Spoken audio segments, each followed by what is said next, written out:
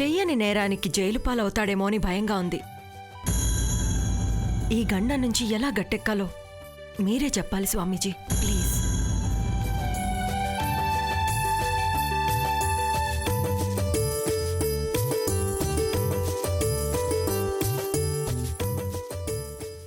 ఈ నీలాపనిందలు తొలగిపోయి మా విరాట్ కేసు నుంచి క్షేమంగా బయటపడాలంటే ఏం చెయ్యాలో చెప్పండి స్వామీజీ.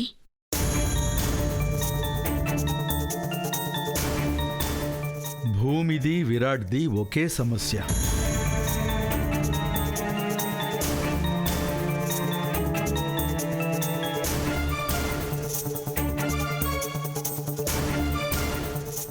ఇద్దరికీ దుర్దశ నడుస్తోంది కాబట్టి ఇద్దరికీ దోష పరిహారార్థం ఒక్కటే ఉంది.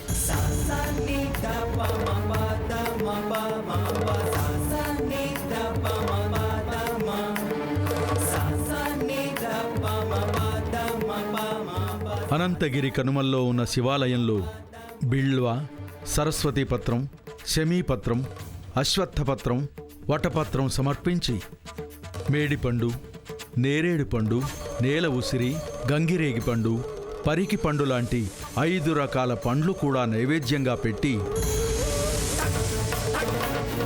అక్కడే స్వామివారికి ప్రీతికరమైన నైవేద్యాన్ని ప్రసాదంగా వండిపెట్టి అభిషేకం చేసి రావాలి.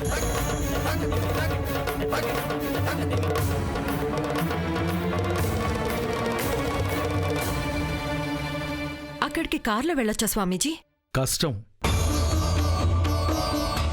అడవి మొదలు కాగానే కాలినడకన 5 మైళ్ళు నడవాల్సొస్తుంది.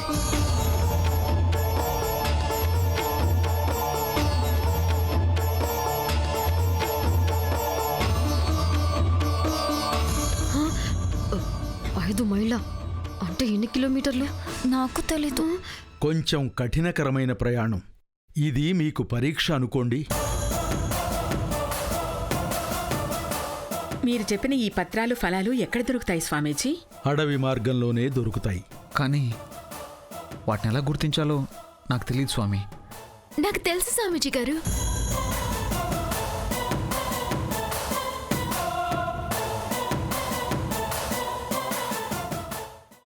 నాను గుర్తుపడతాను స్వామీజీ. అడవి మనుషులు కదా, వాళ్ళకే తెలియాలి. అయితే ఇద్దరు కలిసి వెళితే సరి. నేను తనతో కలిసి వెళ్ళను అమ్మమ్మగారు. నాను మాట్లాడుతూ కలిసి వెళ్ళనమ్మ గారు. థ్యాంక్స్. No mention.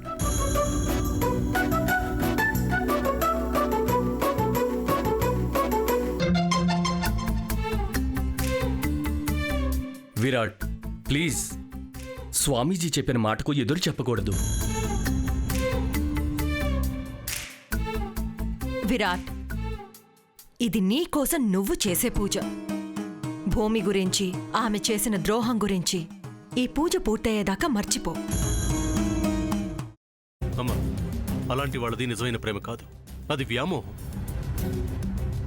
ఎగ్జాక్ట్లీ చిన్నత్త. నిజంగా ప్రేమించుకున్న వాళ్ళు అలా చేయరు. ఎంత మనసు విరిగిపోతే కన్న కూతుర్ని పట్టుకొని మా దృష్టిలో చచ్చిపోయా ఉంటుందా తల్లి? అది సరే అమ్మా, తన కూతురుతో తన మాట అనేటప్పుడు ఆమె మాటల్లో వ్యథ, కళ్ళల్లో బాధ గమనించావమ్మా? పెద్దబాబుకు బర్త్డే విషెస్ చెప్పు కూడా వెళ్ళాం కదా.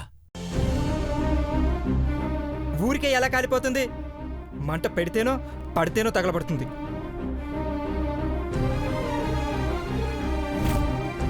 కరెక్ట్ చిన్నబాబు, నీకొచ్చినట్టే నాకు డౌట్ వచ్చింది. పార్వతే షర్టును తగలబెట్టిందనుకుంటా.